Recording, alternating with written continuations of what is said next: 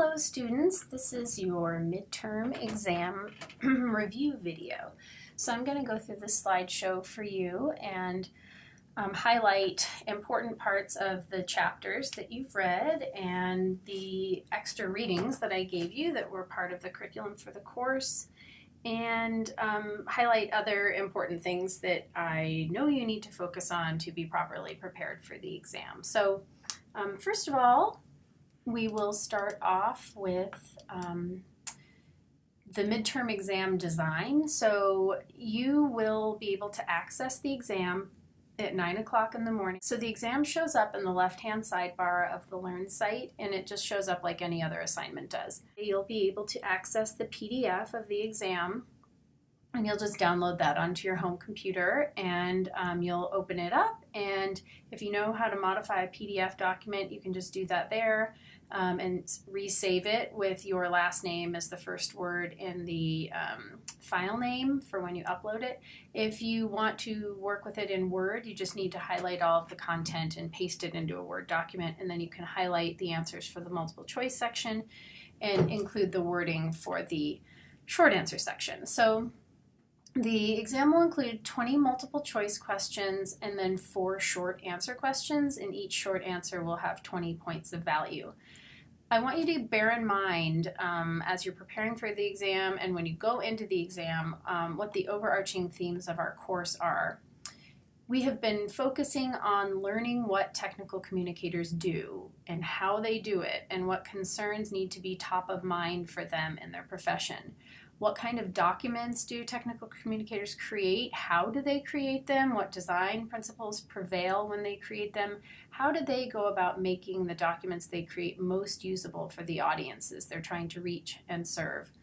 And finally, who do technical communicators work with? That's a very interesting question, and we've addressed it in a number of ways so far this semester.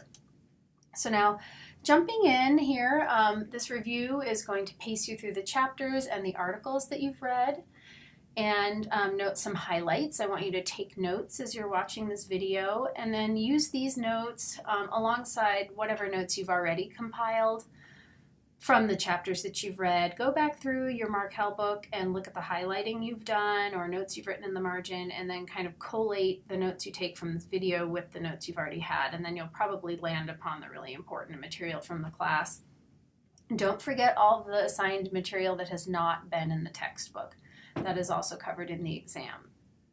Pay special attention in your studying to images, specifically images of famous graphics that we covered when we were preparing for the data visualization assignment. And don't forget also to review the Intercom article that concerns the 9 competencies that undergird the profession and that are the components of the foundation exam. And I've included a little image here on the slide that I'm circling right now of the graphic that's in the Intercom article that talks about those 9 areas of competency.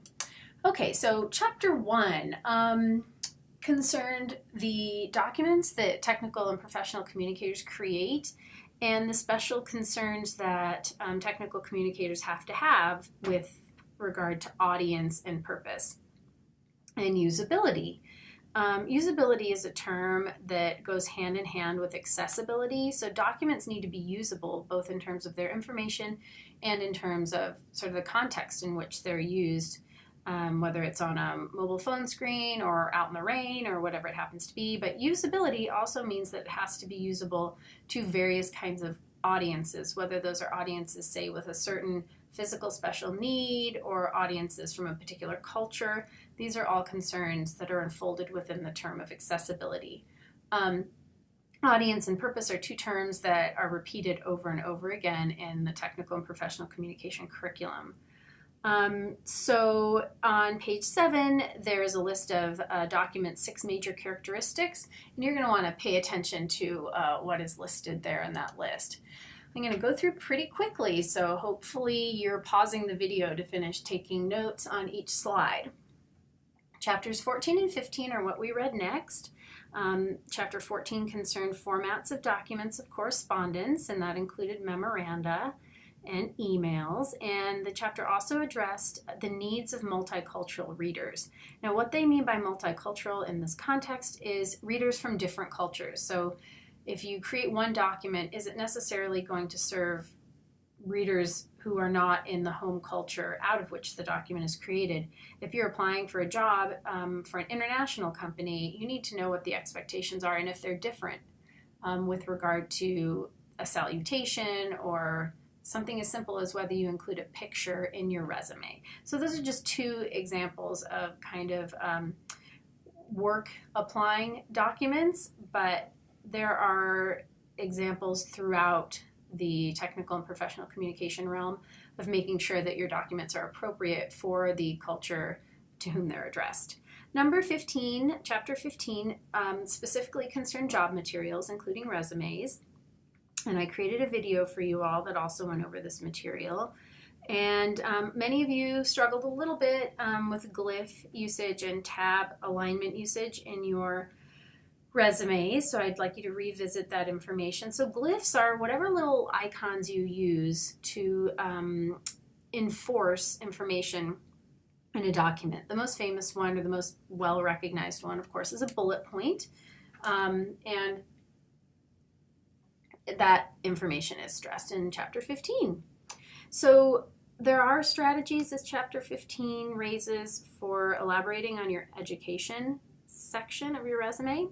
Also, the chapter considers templates, so how you plan and draft from a template doc and how you modify it, what the benefits are of following these models and what the benefits are of modifying them to suit your needs. So moving right along, we have chapters 2 and 3. Chapter 2, and I created a video for you concerning this, concerned ethics and ethical culture within organizations. You need to consider what your obligations are as an employee. Who are you obligated to serve? And I stress this with great fervor, I suppose, in the video that I created for you. And you also wrote about this to a degree in the discussion board. So that is really important and interesting content to me. So hopefully it resonates in its interestingness to you when you review it. Chapter 3 concerned the writing process. I noted in the video that I created that whatever writing situation you're in, whether it was a writing situation in high school or in a previous core writing course, there is a writing process that was surely described to you that contains component parts. So technical writers also go through a process when they're planning, designing, drafting, editing, revising, and releasing the sort of documents or documentation that they are crafting. So remind yourself what the unique aspects of this process are for technical communicators. Okay, so please don't forget that you read 2 articles about the history of technical and professional communication. There was the Durack article, which asks the question, sort of in general, why is inquiring into the margins, quote unquote, of technical and professional communication necessary? She's specifically looking at women's history in the field of technical and professional communication, gender, technology, and the history of technical communication. You'll see that's the article that I've included a screenshot of right here. And then the other article by O'Hara is more a historical view of what are the ancestors of what today is an academic discipline of technical and professional communication, and what the history of that academic field is. What are some important evolutionary moments in science and defense history that have important resonance with technical and professional communication as a field? So don't forget to review those 2 articles. Okay, so now moving on to chapter 5. Chapter 5 really doubled down once again on these concepts of audience and purpose. So think about how the textbook asks you to develop strategies to get to know your audience. So your purpose is what you want to accomplish with your document. So how is your purpose related to your audience? That's a very important question to ask yourself.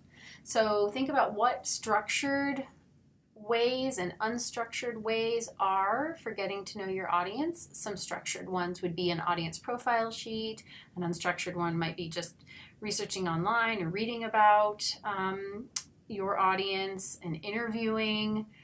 And Clint Lanier also talks about interviewing in the video that you watched. So take a look on pages 87 and 88 in your review as to what the 6 factors are that you should consider about your reader's characteristics. You need to ask why your reader is reading, where they are reading. I just mentioned a few minutes ago, are they reading in the rain? Are they reading in the dark? Are they reading on a phone? What are those situations? What are the cross-cultural concerns that you should consider? And if you're revising a document, like if you have, let's say, a user manual, and you are revising it for a new audience and a new purpose, what changes might be required? These are very important questions for technical communicators to ask themselves in the document development process. So moving on to Chapter 12. Chapter 12 is maybe the most memorable thing for you of recent experience because it concerned creating graphics. So graphics are the pictures in technical communication, and hopefully you can easily answer the question, what are the function of graphics? So there are 5 bullet points on page 296, and I want you to be able to answer the question, what are the characteristics of an effective graphic? So there are 5 bullet points on page 297 that are also worth reviewing. What concerns are there regarding ethics and honesty with regard to creating graphics? So certain graphic types that can be a pie chart or a bar chart are easy to manipulate the visual impact of by using certain design flourishes that might come in a software package. One of the famous ones is adding a 3D effect or adding an angle. So with a pie chart in particular, if you created at an angle, the pie pieces in the foreground look larger than the ones in the background proportionally, just because of the angle at which the image is tilted, which is something that certain graphic creation software will ask you if you want to do. On a bar chart, you can create a 3D effect, but often it's more confusing than it is serving the purpose of the conveying of information.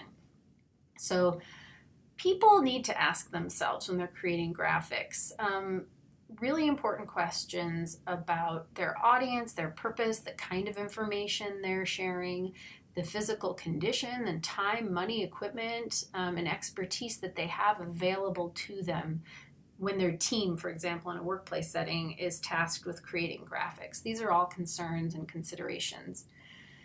Also, the designers of graphics need to consider using color. So if somebody is colorblind, are they going to be able to read the colors in your graphic? There are many different kinds of color blindness, and there are tools available online that allow you to test your graphics for colorblind friendliness. Also, are the colors you're using too associated with certain emotions, or are they powerful in certain cultures in a way that you don't necessarily want these colors to be? So now we're going to turn to the next slide, which concerns Edward Tufte, and I gave you a chapter from his book, The Visual Display of Quantitative Information, which is up here in the slide. And then the Stephen Few article talked about sort of a debate that is raged, I suppose that's one way of putting it, concerning chart junk. Now, be familiar with these debates. Edward Tufte is a really important name in the field of visualizations of data. I mentioned that to you earlier this semester in a video. So Stephen Few, to remind you, his report considers the debate about Tufte's coined term, chart junk. So you should be able to define that term and tell me what that debate is all about. I want you to wonder, can you envision why people are vulnerable to creating graphics that contain chart junk? So in Tufte's reading, some ideas on the first page, they resonate. So graphical displays, this is on the first page of his chapter. He says graphical displays should show the data. That's sort of his overarching principle. Sometimes they reveal data that might otherwise be hard to discern. He wants to show examples in that chapter of just how good statistical graphics can be. That's a quote from his chapter, including, quote, data maps, time series, narrative designs, and relational graphics, end quote. So data maps, he says, can carry a huge volume of data, but what are some of the problems with data maps? He goes into that in the chapter. And one of the things he says is they may reflect varying diagnostic customs and fads rather than actual differences in rates. So those diagnostic differences are important, but they're perhaps elided by the graphic itself. So for Tufte, the principles of graphical excellence are, as he says, a matter of substance, statistics, and design. So the least amount of data ink, the least amount of ink in the least amount of space should be used. That's his principle. And there are two other terms of his, which I haven't mentioned to you before, I don't think, but they're data ink and lie factor. I'm just sort of throwing those out there in this review because they're also important terms associated with Tufte. In this slide, I've included a few images that are important. So I want you to be able to recognize these, the kinds of graphics that they are, and how they succeed or how they fail. I'll leave it at that. Okay, so the next slide concerns Chapter 8. So Chapter 8 concerns communicating persuasively. It's a matter of connecting with your audience, but there are considerations. You must abide by ethics, law, politics, information, personnel, finance, and time constraints. Those are all the various kinds of constraints that have an impact on your communication approaches, and those are on 174 or 175. So what kinds of evidence do technical communicators use? Most people who create some kind of argument, we would hope, have evidence, right, to back it up. So common sense arguments are one kind of support that a technical communicator might use as evidence. Numerical data is another kind, examples and expert testimony. In your data visualization project, hopefully you came to the understanding that in many reports, if you looked at examples, the ones I showed in the video, sometimes they point out how their graphics weren't as strong as they could have been. So like deferring to another possible way of doing something. Part of that project was pointing out how maybe the original data set wasn't as strong as it could be. That was your raison d'etre for creating the new data visualizations, was acknowledging that sometimes a representation of data isn't as powerful or as impactful as it could be. So Markel discusses in Chapter 8 that you have to be responsible, however, when presenting information. Obviously, many people are inclined to appeal to emotion. That's an appeal to pathos. And when you do that, you're vulnerable to including logical fallacies. They often slip into documents and arguments when the appeal to emotion carries one away. So there's a big list on 183 to 184 of logical fallacies, and you've probably become familiar with these in other core writing classes, but remind yourself of them. They are both fallacious and unethical. So they're fallacious, meaning they are fallacies, they are falsehoods. They're not like watertight argumentative approaches, but they're also unethical because they have tactics of manipulation or untruth built into them.